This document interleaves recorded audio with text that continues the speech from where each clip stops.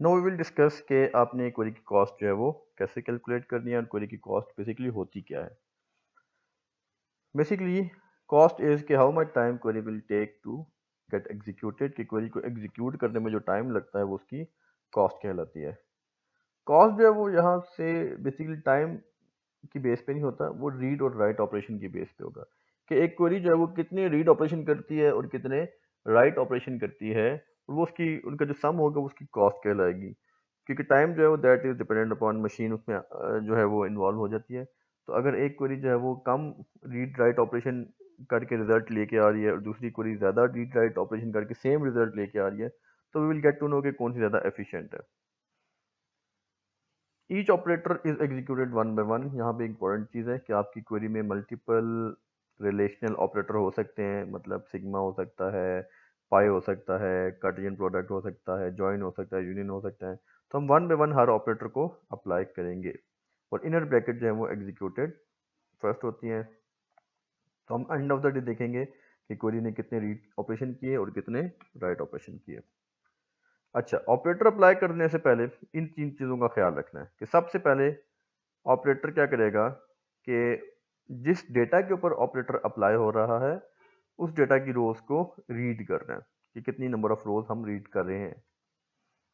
उसके बाद जो ऑपरेटर की कंडीशन है उसको अप्लाई करेंगे और जो उसका रिजल्ट होगा उस रिजल्ट को हम क्या करेंगे, राइट।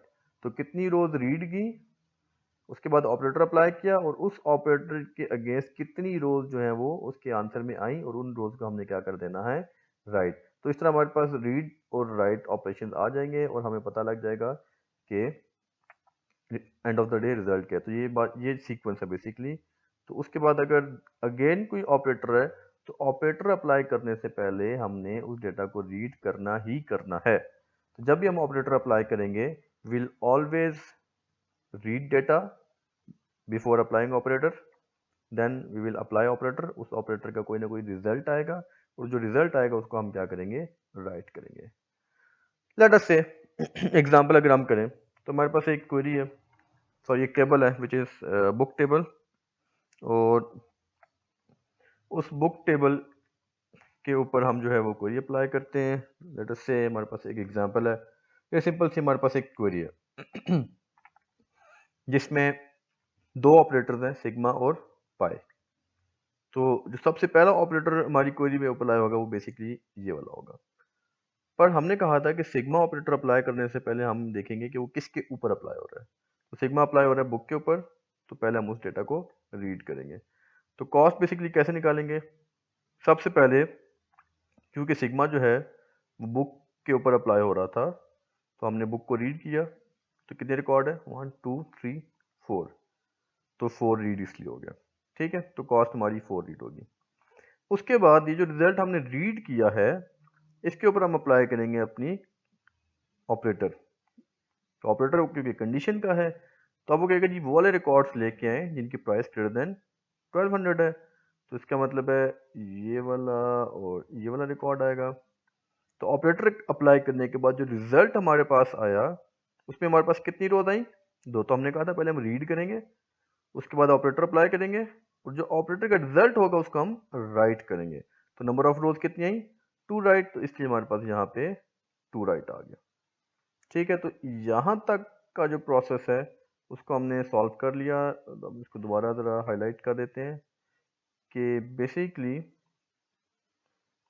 ये वाला प्रोसेस जो है ये सॉल्व हो चुका हुआ है। अब पाई जो है वो बेसिकली इसके रिजल्ट के ऊपर अप्लाई होगा, जो कि ये वाला है, इसके ऊपर पाई अप्लाई होगा। ठीक है, इनर ब्रैकेट के रिजल्ट के ऊपर अप्लाई होता है, बुक के ऊपर अप्लाई नहीं होगा। अब पाई अप्लाई करने से पहले पहले हम जिसके ऊपर अप्लाई करेंगे उसको रीड करेंगे। तो पाई अप्लाई करने से पहले हमने डेटा को रीड किया, टू रीड। उसके बाद हम पाई अप्लाई करेंगे बी नेम, कि इस डेटा में से सिर्फ वो वाले कॉलम्स लेके आओ, कौन से वाले, विच इज बी नेम। अब जब पाई अप्लाई होगा तो हमारे पास जो रिजल्ट आएगा वो बेसिकली ये होगा और इस रिजल्ट में नंबर ऑफ रोज कितनी है, 2 राइट, और उन 2 राइट हम यहाँ पे लिख देंगे। ठीक है, तो यहाँ से हमारे पास बेसिकली जो है वो टोटल कॉस्ट आ जाएगी which is 10 read and write operation. तो बेसिकली इस क्वेरी की कॉस्ट क्या है, 10 रीड एंड राइट ऑपरेशन। तो सिंपली आपने देखना है कि सबसे पहले ऑपरेटर कौन सा अप्लाई करना है। ऑपरेटर अप्लाई करने से पहले डेटा रीड करें, ऑपरेटर के रिजल्ट को राइट करें, फिर read write and so on and so fourth.